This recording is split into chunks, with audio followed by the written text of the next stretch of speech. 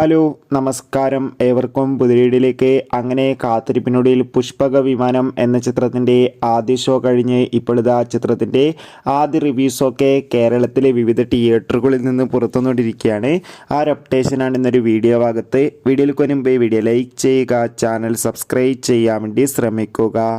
Shiju Wilson, Balu Varghese, Lena എന്നൊക്കെ പ്രധാന കഥാപാത്രങ്ങളായെത്തി ഇന്ന് റിലീസ് ചെയ്ത ചിത്രമായിരുന്നു പുഷ്പക വിമാനം. എല്ലാ സിനിമാ പ്രേമികളും ഒരേപോലെ ചിത്രത്തിൻ്റെ റിലീസിനായി കാത്തിരിക്കുകയായിരുന്നു.